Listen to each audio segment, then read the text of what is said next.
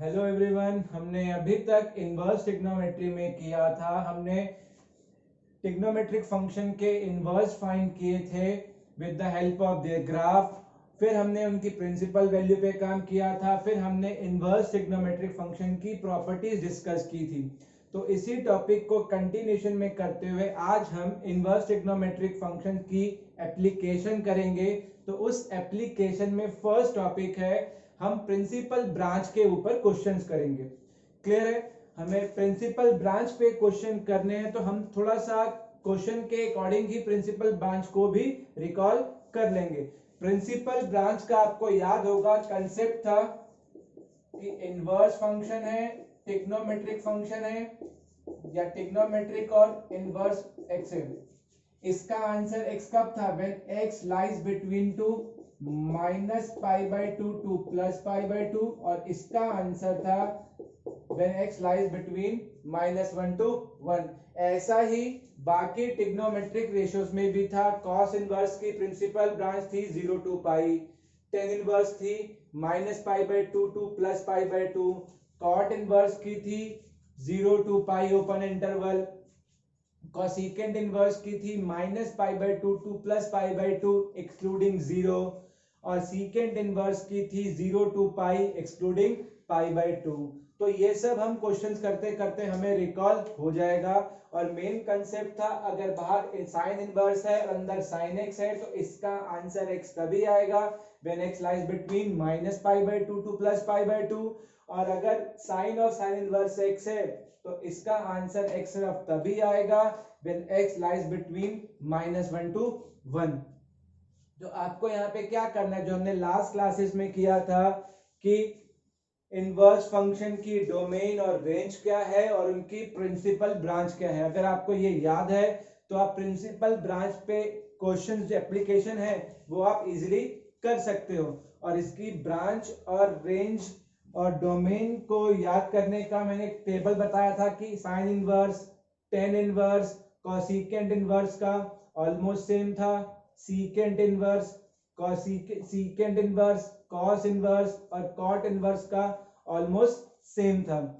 इसके बाद कुछ प्रॉपर्टीज थी, तो उन प्रॉपर्टीज को हम अभी रिकॉल नहीं करके क्वेश्चन के साथ साथ रिकॉल करते रहेंगे, और इस प्रॉपर्टीज पे आपको काम करना पड़ेगा। तो क्वेश्चन देखते हैं। इस क्वेश्चन के बेसिस पर आप अपनी एनसीईआरटी का एक्सरसाइज 2.1 इजीली कर सकते हैं।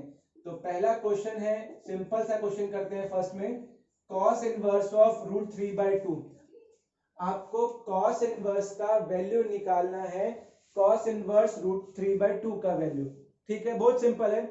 अब सबसे पहले देखिए, बाहर cos इनवर्स है तो अंदर cos ही बनेगा, क्योंकि cos inverse of cos theta ही थीटा आता है when theta belong to the principal branch. तो देखिए, सबसे पहले देखिए cos का वैल्यू √3/2 कहाँ होता है। तो cos का वैल्यू √3/2 होता है 30 पे, यानी कि π/6 पर। क्लियर है? cos का वैल्यू √3/2 होता है π/6 पे। अब cos इनवर्स ऑफ cos6 का आंसर बेटा x सिर्फ तभी आता है when x belongs to 0 to π। अगर x 0 से π के बीच में होगा तो रिजल्ट होल्ड करेगा। अगर x 0 से π के बीच में नहीं होगा तो हमें क्लास 11 की ट्रिग्नोमेट्री की हेल्प से उसको बीच में लाना पड़ेगा। अब यहाँ पर है π/6 ऑलवेज बिलोंग्स टू 0 to π, तो देयरफॉर इस क्वेश्चन का आंसर आएगा π/6। कोई भी क्वेश्चन आए तो पहले आपको देखना होता है कि बाहर जो इनवर्स रेशो है वो उस रेशो पे जो अंदर न्यूमेरिकल वैल्यू लिखी है वो कहाँ पे फॉर्म होगी। जहां पे फॉर्म होगी उसको लिख दीजिए। Then after you have to check whether this angle lies in the principal branch or not. If lie, then this is the answer. If not, you have to make it by use of trigonometry of class 11th।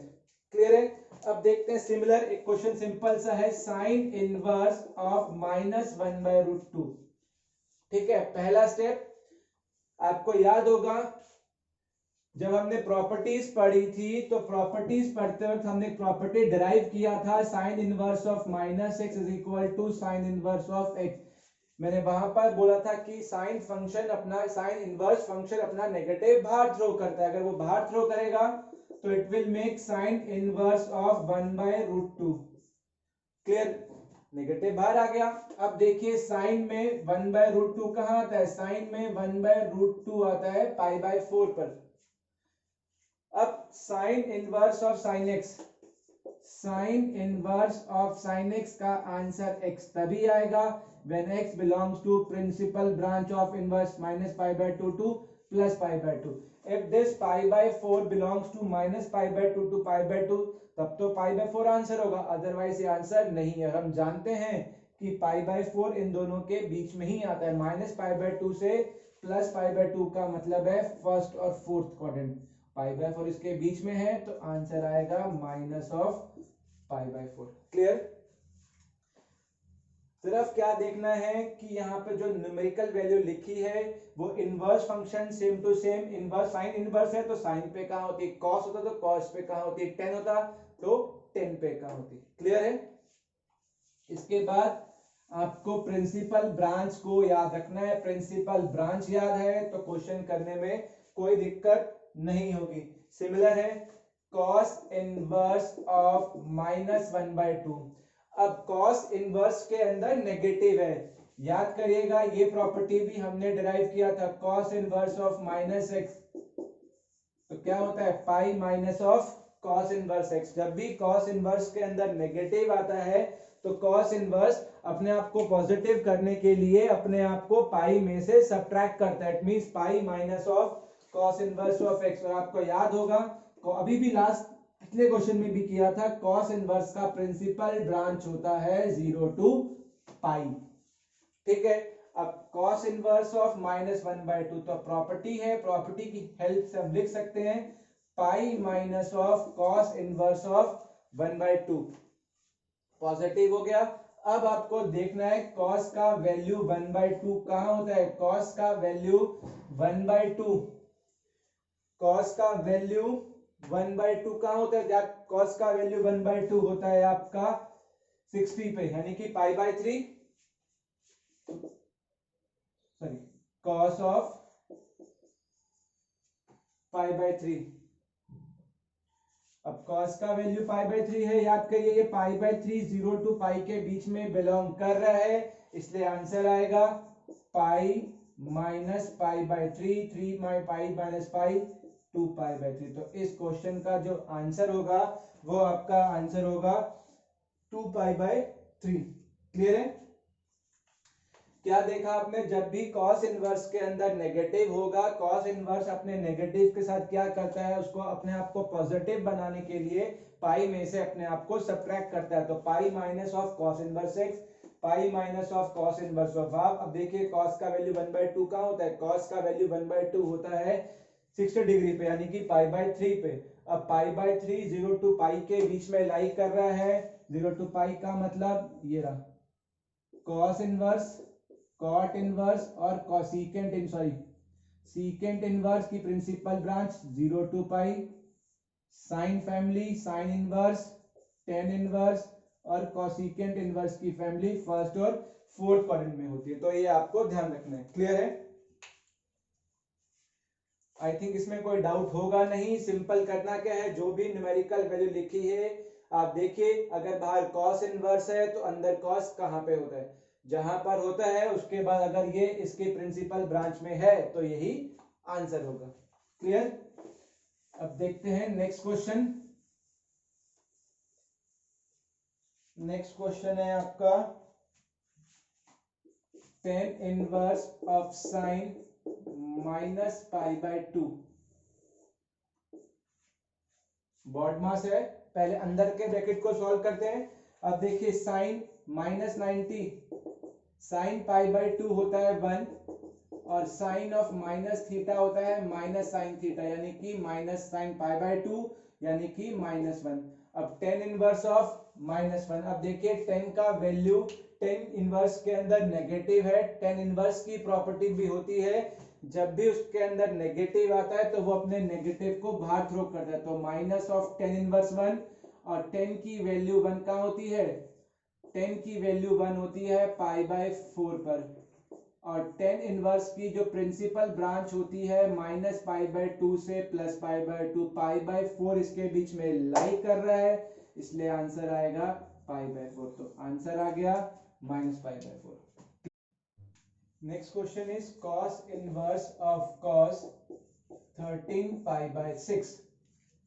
हमें पता है cos inverse of cos x का answer x तभी होता है when x belongs to 0 to pi. इसका मतलब इस क्वेश्चन का answer as per convention 13 pi by 6 आना चाहिए जब हम जल्दबाजी में करेंगे। वो 13 पाई बाय 6 कब आना चाहिए? व्हेन 13 पाई बाय 6 0 से पाई के बीच में होगा तभी आएगा। मगर आपको पता है 13 पाई बाय 6 पाई से बड़ा है, इसका मतलब ये इसकी प्रिंसिपल ब्रांच में नहीं है, ये इसकी प्रिंसिपल ब्रांच में नहीं है, तो ये आंसर नहीं आएगा। तो पहले हमें इसको प्रिंसिपल ब्रांच में लाना पड़ेगा, प्रिंसिपल ब्रांच में with the help of class 11 trigonometry. तो देखते हैं, हम इसको ब्रेक करते हैं। cos inverse of cos 2 pi plus pi by 6, 6 to the 12, 12 plus 1 13, 13 pi by 6। अब देखते हैं अगर मैं इसको डिग्री में लेके जाऊं, क्योंकि हमने जो क्लास 11th में किया था वो डिग्री में किया था, क्योंकि डिग्री में करना थोड़ा सा इजी रहता है हम लोगों के लिए। तो ये था आपका 2 इंटू 180 प्लस कितना 30, अब यानी कि 4 इंटू 90 प्लस 30। अब आपको पता है 4 इंटू 90 का इवन मल्टीपल है, इसका मतलब रेशो चेंज नहीं होगी, कॉस कॉस रहेगा। 4 इंटू 90 0 1 2 3 4, 4 इंटू 90 यहाँ पर प्लस 30, इसका मतलब you are moving first quadrant, और फर्स्ट क्वाड्रेंट में कॉस रेशो हमेशा पॉजिटिव होता है, इसका मतलब आंसर में क्या आएगा cos 30 डिग्री। इसका मतलब यहाँ पर क्या आएगा, हमने क्या किया, जब भी हमें क्वाड्रेंट सिस्टम समझना होता है तो जितना मर्जी बड़ा एंगल हो उसको 90 के मल्टीपल्स में ब्रेक कर दो। अगर आप 90 के मल्टीपल्स में ब्रेक कर रहे हो, उसके बाद अगर 90 का इवन मल्टीपल आता है तो रेशो सेम टू सेम रहती है, और अगर 90 का ऑड मल्टीपल आता है तो रेशो चेंज होती है। sin to cos, cos to sin, tan to cot, cot to tan, secant to cosecant and cosecant to secant। और उसके बाद आप चेक करते हो sine, all positive, sine positive, tan positive और cos पॉजिटिव। तो हमने वही काम किया यहाँ पे, 90 इंटू 4 प्लस 30 किया, फोर्थ मल्टीपल है, ratio will remain same, cos will remain cos, और प्लस 30 है। अब तो इसका मतलब 0 1 2 3 4 यहाँ पे आएगा, प्लस 30 करने पे आप यहाँ पर आ गए, यहाँ पर सबकी सब रेशो पॉजिटिव होती हैं तो cos भी पॉजिटिव होगा, इसका मतलब आंसर में क्या आएगा cos 30। इसका मतलब यहाँ पर आएगा cos ऑफ पाई बाय 6। अगर यहाँ पे cos पाई बाय 6 आ गया, और आप अच्छे से जानते हैं पाई बाय 6 0 से पाई के बीच में होता है, इसलिए इसका आंसर कितना आएगा पाई बाय 6। क्लियर है, कोई डाउट तो नहीं?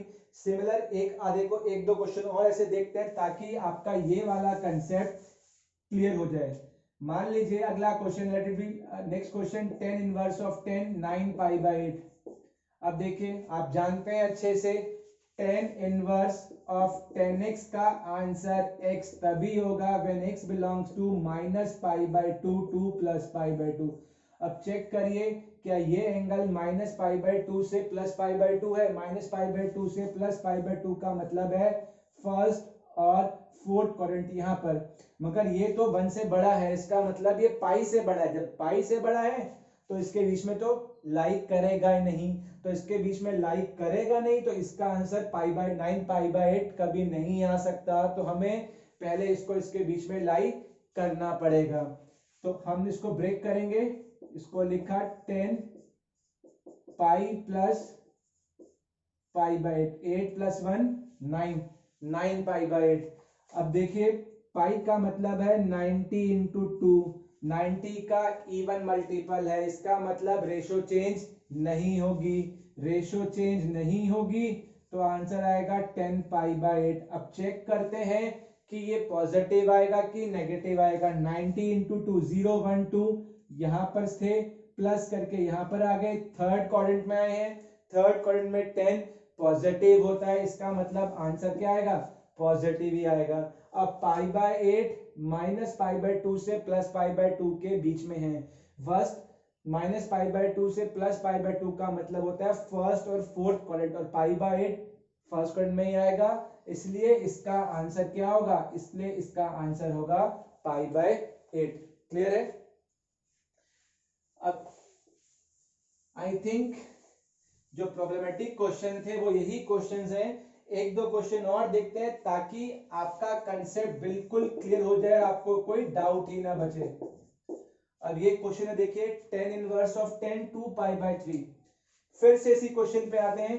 tan इनवर्स ऑफ 10x का आंसर x तभी होगा when x belongs to -π/2 to +π/2। इसका मतलब है इसका आंसर एज इट इज तब आएगा जब आप कहां पर होंगे, -π/2 0π/2 when you lies in first and fourth quadrant. तो हमें चेक करना पड़ेगा कि ये एंगल फर्स्ट और फोर्थ क्वाड्रेंट में लाइक करता है या नहीं करता।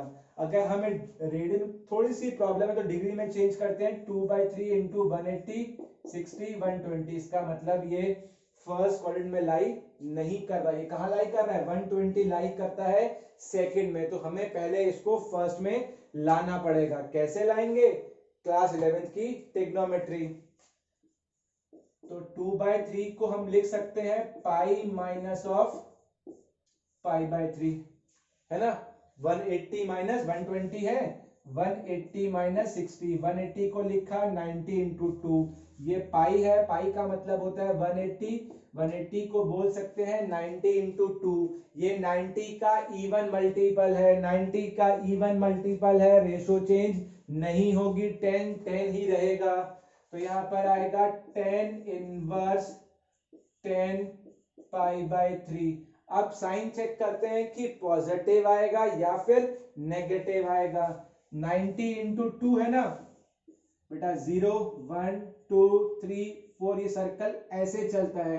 अब 90 इंटू 2 है तो आप यहाँ पे खड़े हैं, प्लस करेंगे तो मूव फॉरवर्ड होगा, माइनस करेंगे तो मूव बैकवर्ड होगा। अब क्या कर रहे हैं, माइनस कर रहे हैं, इसका मतलब आपकी जो मूवमेंट होगी वो क्या होगी, बैकवर्ड होगी। अगर आपकी मूवमेंट बैकवर्ड होगी इट मींस आप कहां लाई कर रहे हैं, आप लाई कर रहे हैं सेकेंड क्वाड्रेंट में। अगर सेकेंड क्वाड्रेंट में लाई कर रहे हैं इसका मतलब वहां पर tan थीटा नेगेटिव होता है। अगर tan थीटा नेगेटिव होता है तो यहां पर क्या आएगा, माइनस। अब ये माइनस आ गया। अब देखिए tan इनवर्स की प्रॉपर्टी हमने प्रीवियस क्लास में डिराइव की थी। tan इनवर्स ऑफ -10x का आंसर होता है माइनस tan इनवर्स ऑफ, अगर tan इनवर्स के अंदर नेगेटिव है तो tan इनवर्स अपना नेगेटिव बाहर थ्रो करता है। इट मींस कितना होगा, -10 π/3। इसका मतलब आंसर कितना आ गया, -π/3, क्योंकि π/3 इन दोनों के बीच में लाई करता है। आप इसके बाद भी आंसर लिख सकते हैं क्योंकि -π/3 भी फोर्थ क्वाड्रेंट में लाई करता है। क्लियर है?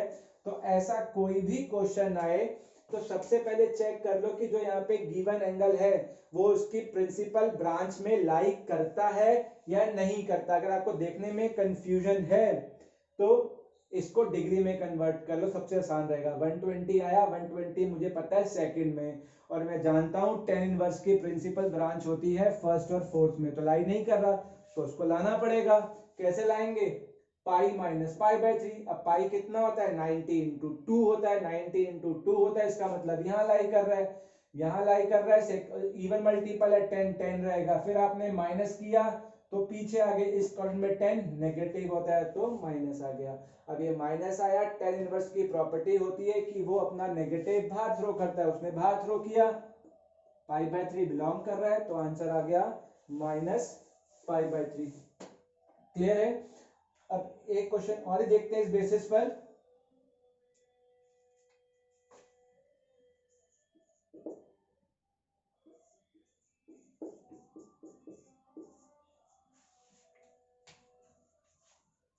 cos inverse of cos 7π/6। अब ये क्वेश्चन देखते हैं। अब रिकॉल करिए, cos इनवर्स का प्रिंसिपल ब्रांच क्या होता है। cos इनवर्स का प्रिंसिपल ब्रांच होता है 0 to π। इसका मतलब अगर ये x 0 से पाई के बीच में होगा तो इटसेल्फ आंसर आएगा। अगर ये 0 से पाई के बीच में नहीं होगा तो with the help of trigonometry of class 11th हमें इसको लाना पड़ेगा। अब 7/6 तो ये 1 से बड़ा ही दिख रहा है, इसका मतलब लाई नहीं कर रहा, इसका मतलब। और कॉस इनवर्स का जो प्रिंसिपल ब्रांच होता है वो 0 to पाई मतलब फर्स्ट और सेकंड, ये इससे बड़ा है, इसका मतलब कहाँ लाई कर रहा है, थर्ड में लाइक कर रहा है। तो हमें वापस इसको सेकंड क्वाड्रेंट में लाना पड़ेगा। ठीक है, तो क्या करते हैं, ब्रेक करते हैं। Cos inverse of cos pi plus pi by 6 बोल सकते हैं। 6 + 1 7, 7 पाई बाय 6। अब आपको पता है pi plus theta 90 into 2 even multiple है, इसका मतलब रेशो चेंज नहीं होगी, कॉस का कॉस ही रहेगा। तो इसका मतलब cos inverse of cos pi by 6 तो आ गया। अब चेक करते हैं कि नेगेटिव आएगा या फिर पॉजिटिव आएगा। अब आप खुद देखिए 90 इंटू 2 कहाँ होगा, 0 1 2 यहाँ पर है ना। और फिर क्या किया बेटा आपने, एंगल को प्लस किया, प्लस का मतलब है यहां मूव कर गए, यहां मूव कर गए मतलब कहां पे लाई कर रहे हैं, आप लाई कर रहे हैं थर्ड क्वाड्रेंट में। और आप अच्छे से जानते हैं थर्ड क्वाड्रेंट में कॉस फंक्शन नेगेटिव होता है, प्लस करते हैं तो मूव फॉरवर्ड होता है, माइनस करते हैं तो मूव बैकवर्ड होता है। आपने प्लस किया, इसका मतलब यहाँ पे लाई कर रहे हैं, यहाँ पे कॉस फंक्शन नेगेटिव होता है, तो यहाँ पे क्या आएगा, माइनस आएगा, यहाँ पे माइनस आया। अब ध्यान रखिए कॉस इनवर्स के अंदर नेगेटिव है, प्रॉपर्टी याद करिए, cos inverse of -x pi minus of cos inverse x, pi minus of cos. जब भी कॉस इनवर्स के अंदर नेगेटिव आता है तो कॉस इनवर्स अपने आप को पॉजिटिव करने के लिए अपने आप को पाई में से सब्ट्रैक्ट करता है, तो यहां पर आएगा pi minus of cos inverse of cos pi by 6। अब पाई बाय 6 लाई कर रहा है तो इट मींस यही आंसर होगा। तो पाई माइनस पाई बाय 6 में से 5 गया, 6 में से 1 गया 5, तो आंसर आ गया 5 पाई बाय 6। ये सारा खेल किसका है, कोऑर्डिनेट सिस्टम का। क्लियर है। Next question, simplified tan inverse of √3 minus सीकेंड inverse of -2। आपको इसका सॉल्यूशन निकालना है, प्रिंसिपल वैल्यू निकालनी। तो सबसे पहले याद करिए tan इनवर्स का वैल्यू tan थीटा का √3 वैल्यू कहाँ होता है, tan थीटा का √3 किस एंगल पे होता है, एंगल जब कितना हो 30 हो 60 हो 60, तो यहाँ पर आएगा tan inverse of 10 pi by 3 minus secant function के अंदर नेगेटिव है, सीकेंट कॉस फैमिली का है, तो जो कॉस का भी है वही सीकेंट का होगा। तो सीकेंट के अंदर जब नेगेटिव को रिमूव करना होता है तो अपने आप को पाई में से सब्ट्रैक्ट करता है, तो ये हो जाएगा pi minus secant inverse of 2। अब tan इनवर्स की प्रिंसिपल ब्रांच होती है -π/2, 2 + π/2 लाई कर रहा है तो आंसर आएगा π/3। अब सीकेंट इनवर्स 2, सीकेंट का आंसर 2 किस एंगल पे होता है, सीकेंट का आंसर 2 उस एंगल पे होगा जहां पे कॉस का एंगल 1/2 होगा। कॉस का वैल्यू 1/2 होता है 60 पे, तो इसका भी आंसर कितना आएगा 60, यानी कि सीकेंट ऑफ π/3। अब सीकेंट इनवर्स की प्रिंसिपल ब्रांच होती है 0 to पाई, लाई कर रहा है तो इसका मतलब यही आंसर होगा। तो π/3 माइनस पाई माइनस माइनस और प्लस π/3, टेक एलसीएम पाई -3 पाई प्लस पाई यानी कि -π/3। क्लियर। अब एक सिंपल सा क्वेश्चन और देखते हैं, sine inverse cos sine inverse of √3/2 apply BODMAS. सबसे पहले इसको सॉल्व करते हैं। देखिए साइन का वैल्यू √3/2 कहाँ होता है, साइन का वैल्यू √3/2 होता है 60 पे यानी कि π/3, तो यहाँ पर आ गया cos π/3। अब देखिए cos 60 कितना होता है, cos 60 होता है 1/3। अब देखिए साइन का वैल्यू फिर से 1/2 कहाँ होगा, साइन का वैल्यू 1/2 होगा 30 पे, तो आंसर आ गया π/6। क्लियर है। तो इस क्वेश्चंस को करने के लिए आपको सिर्फ किस चीज का ध्यान रखना है, आपको ध्यान रखना है प्रिंसिपल ब्रांच का। अगर प्रिंसिपल ब्रांच में कोई दिक्कत नहीं है तो ये क्वेश्चंस करने में कोई दिक्कत नहीं आनी चाहिए। एक क्वेश्चन है साइन इनवर्स ऑफ साइन 10 और tan inverse of tan of -6। ये दो क्वेश्चन आपके एनसीईआरटी में डिस्कस नहीं है, मगर एग्जाम्पलर करेंगे तो रेफरेंस बुक करेंगे तो ये क्वेश्चन अक्सर आपके एनसीईआरटी में होंगे। तो देखिए फर्स्ट क्वेश्चन मैं करवाता हूं, sign inverse of sine x का आंसर x तभी आता है जब x लाइज बिटवीन -π/2 टू +π/2। हमने बहुत सारे क्वेश्चंस कर लिए। अब हमारा क्वेश्चन है साइन इनवर्स ऑफ साइन 10, तो इसका आंसर 10 कब आएगा? अब ये 10 है क्या? ये 10 ऐसे नहीं है, ये 10 डिग्री नहीं है, ये 10 क्या है? रियल नंबर है। इसका मतलब 10 क्या है? ये जो 10 दे रखा है ये आपका रेडियन मेजर है। क्या है? Radian major. तो इसका आंसर 10 तभी आएगा when 10 belongs to -π/2 to +π/2, है ना? अगर 10 इसके बीच में है तो होगा, अदरवाइज नहीं होगा। अब इसके बीच में कैसे चेक करते हैं? अगर आप इसको थोड़ी देर समझने के लिए मैं पाई की वैल्यू 22/7 पुट कर दूं तो ये होगा 22/14 टू +22/14, अंडरस्टैंडिंग के लिए। तो ये 1 पॉइंट समथिंग 1 - 1 पॉइंट समथिंग, ये तो 10 तो इससे बहुत बड़ा हो गया। तो इसका मतलब ये बिलोंग नहीं कर रहा है, ये बिलोंग नहीं कर रहा है, तो इसका आंसर 10 कभी नहीं आएगा। अब इसका आंसर 10 नहीं आएगा तो देखते हैं क्या आएगा। अब आपको पता है साइन इनवर्स ऑफ साइन 10 है ना, तो हमें अप्रोक्सीमेटली इसको 1 पॉइंट समथिंग और -1 पॉइंट समथिंग और +1 पॉइंट समथिंग के बीच में लेके आना है। तो हमें किसका, अभी तक हमने जितने भी क्वेश्चन देखे थे जहां पर प्रिंसिपल ब्रांच में लाई नहीं कर रहा था, उन केसेस में हमने इसको प्रिंसिपल ब्रांच, हमने अपने एंगल को प्रिंसिपल ब्रांच में लेके आए थे with the help of coordinate system. तो यहां भी वही करना होगा। अगर आप देखें sine function sine of pi minus theta क्या होता है, या फिर क्योंकि हम अगर π/2 की टर्म में करेंगे तो π/2 की टर्म में करने से नुकसान ये होगा कि जो साइन था वो कॉस बन जाएगा, और बाहर इनवर्स साइन इनवर्स है तो फिर से उसको कॉस इनवर्स बनाओ। तो उससे बेटर है कि हम क्या करते हैं, हम इसमें ही देखते हैं। अब साइन पाई माइनस थीटा, पाई मतलब ये रहा 180 मतलब 90 इंटू 2, साइन चेंज होगा नहीं। सेकेंड क्वाड्रेंट में साइन क्या होता है? पॉजिटिव होता है, तो ये क्या आएगा? Sine theta. और 2 पाई माइनस थीटा मतलब यहाँ पर फोर्थ में साइन क्या होता है? नेगेटिव होता है। और यहाँ पर 3 पाई माइनस थीटा, यहाँ पे 2 पाई और फिर घूमे 3 पाई, 3 पाई माइनस मतलब यहाँ पर साइन पॉजिटिव होता है। कंटिन्यू कर सकते हैं, साइन 4 पाई माइनस थीटा आएगा माइनस साइन थीटा। तो इनमें से कोई चेक करते हैं। अगर हम करते हैं पाई -10, अगर हम करते हैं पाई -10 तो कितना होगा? 22/7 - 10, 70 में से 28 गया, 48/7 बड़ा है 6.99 को समथिंग आ रहा है, बहुत बाहर जा रहा है, नहीं हो रहा। 2 पाई -10 देखते हैं, 44/7 - 10, 44 - 70 -26/7, अब भी 3 पॉइंट समथिंग आ रहा है, ये भी इसके बीच में नहीं आ रहा।